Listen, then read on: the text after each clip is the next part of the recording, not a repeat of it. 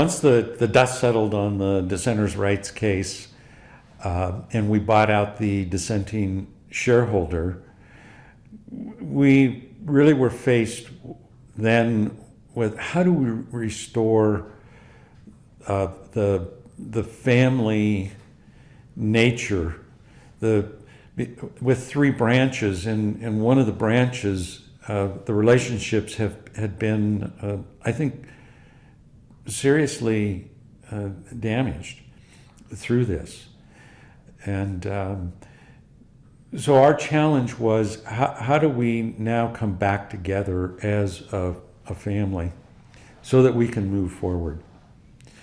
And that was perhaps the most difficult of the entire ordeal of going through the dissenters' rights. The rest of it was financial, and we dealt with that.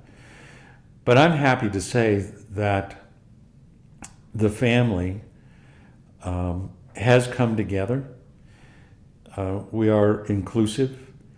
Our governance model with independent directors, with a family council, which is very inclusive of all the family branches, is as strong as it ever was.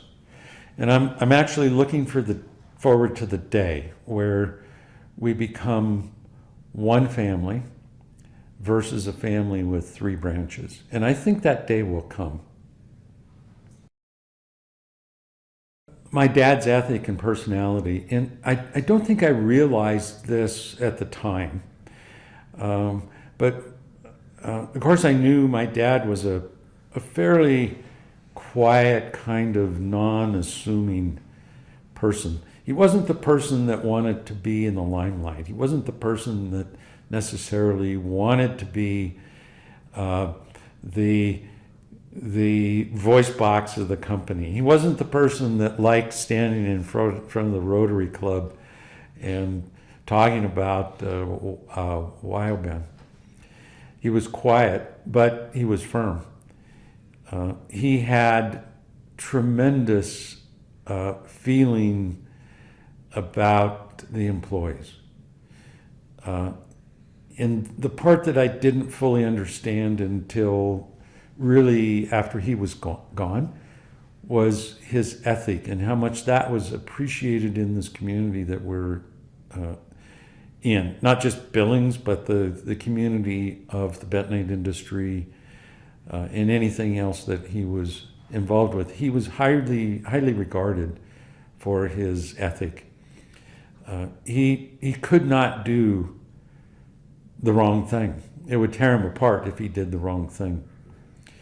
And I don't know if he had decisions that were very difficult to make. I presume he did. But it seemed to me that he was, by having that core, that ethical core, that he was always able to make the right decision. And I've heard that on more than one occasion from people. Oh, I knew your dad, and he was a great guy. Something just wasn't right.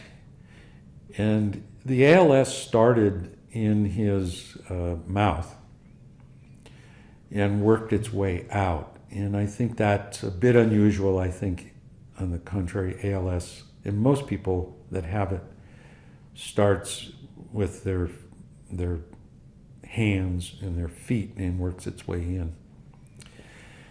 So he had all of this dental work taken out, and because he thought that was the reason.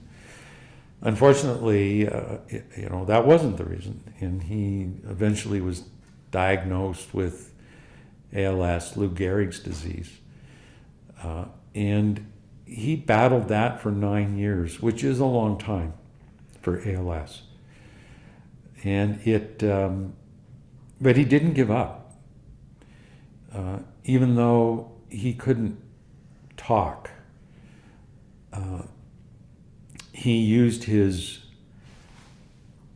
still mobile fingers on a computer and a machine that converted text to speech, which in the 90s was brand new technology. It was called a deck talk.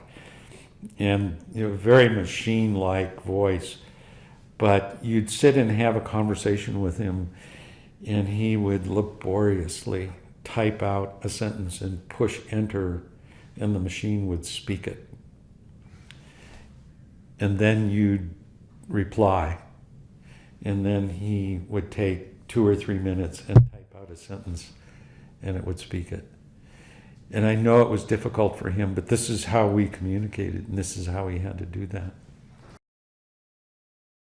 He had ALS for 9 years, and my recollection is that he was able to function well from a business perspective for at least half of that.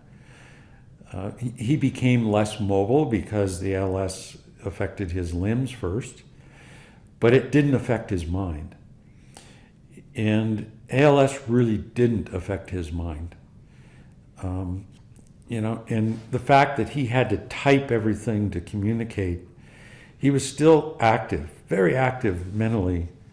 And it must just have been a huge struggle for him to communicate. He had so much he wanted to say, but it was so hard for him to say anything.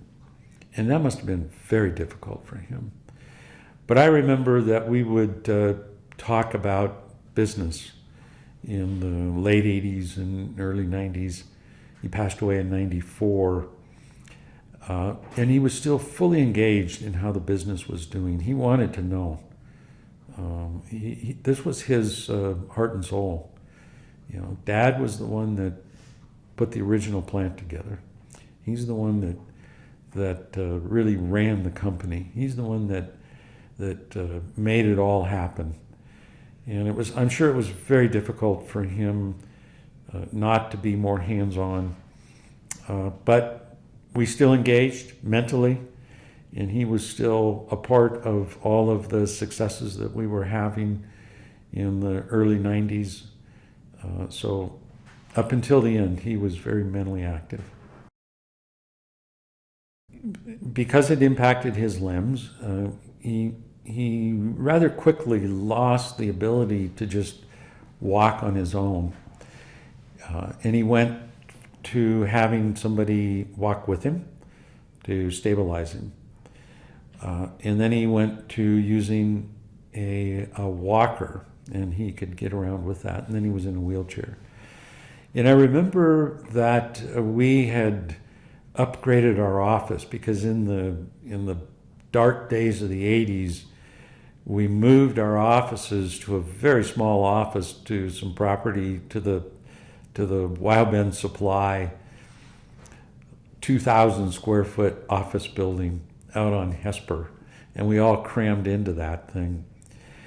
And when we moved to the new office, the Petro Lewis building, Dad came in his wheelchair, and he was so impressed. And that must have been 90, 91, maybe somewhere in there. So he was able to get out and get about for really quite a long time while he had ALS.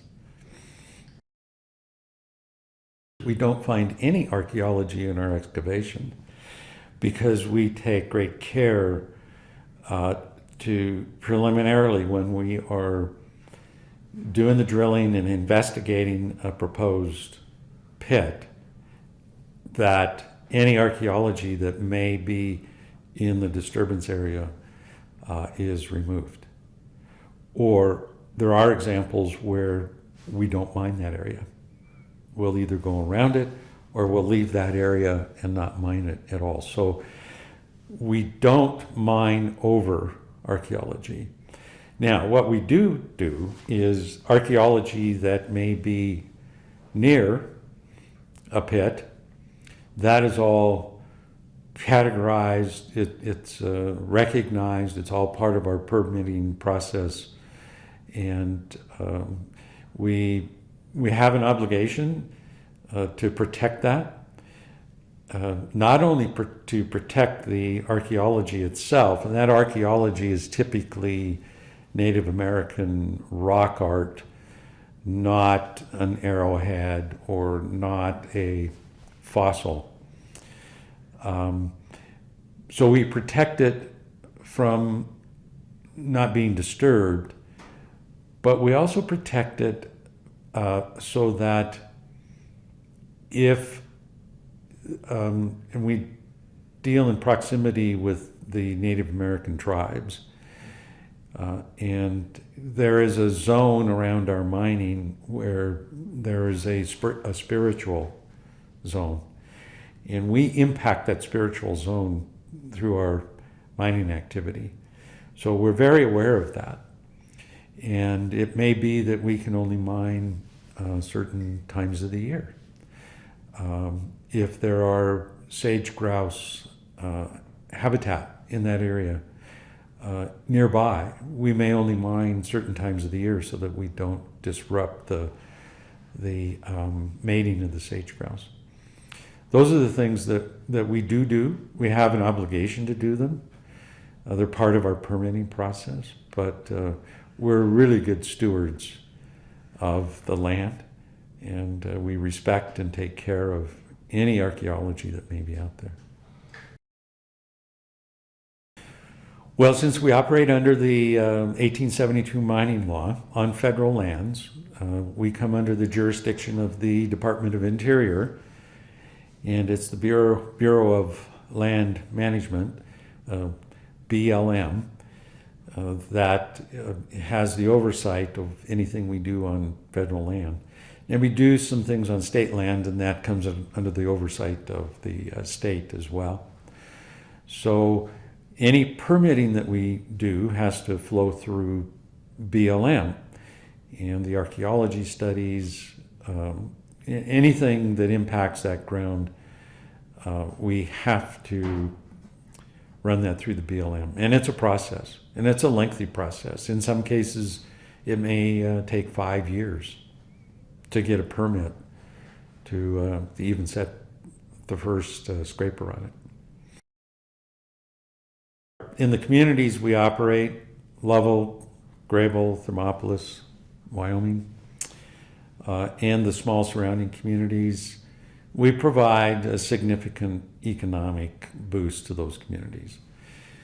For every dollar that an employee earns, you can multiply that times a factor of maybe 10, and that's the impact that we have in those communities. We're a significant employer in Bighorn Basin. We're also a significant taxpayer to the state of Wyoming, which relies heavily on mineral taxes to fund its government. But I think beyond that, we're a good citizen. We're a very good steward of the land, and we're a great partner for the community. And we actively get involved in helping fundraise for different community things. I can think of how we have helped in the purchase of a Jaws of Life for the Lovell Fire Department, things like that. So without Wyo-Ben, the community would be significantly disadvantaged economically. In 2015, we were in a down cycle, and the oil patch was down again. The steel industry was down again. And it's one of the few times that we had to go into a mode of reduction of staff. So we did have to lay off some shifts in Wyoming, which is very rare for us. Wyo-Ben has a long history of hanging on to their people, even if we don't have full utilization for them, we'll keep them. And we laid off some people here in Billings as well. We started to look at the Lovell plant. And with the volume of business that we had, we were really wrestling with the idea of going from 3 plants to 2 plants, and temporarily at least completely closing the Lovell plant. And we actually made the decision to do that. And we made that decision collectively with the senior management team and the board at the time. And we went forward with it. Now that has a significant impact on the employees that work at the Sage Creek plant. So we went to those employees. We didn't just shut it down. We said, here is the plan. We're going to shut this plant down in the next X number of months, and I forget what that was. But it was a ways out. We will pay you a bonus if you will hang in there and work through that period of time. And every employee did. I think maybe 2 saw another opportunity and left. Now, the good news is we reversed that decision. We got to that end of those months and we decided this, under current circumstances, is not the best idea, so we're going to keep it open. We promised the people that if they stayed, they'd get the bonus. They all got the bonus, but they all kept their jobs also. So that was, it's just an example of one of those really, really tough decisions that we have to make in this business that swings on commodities. Unfortunately, we kept the plant operating.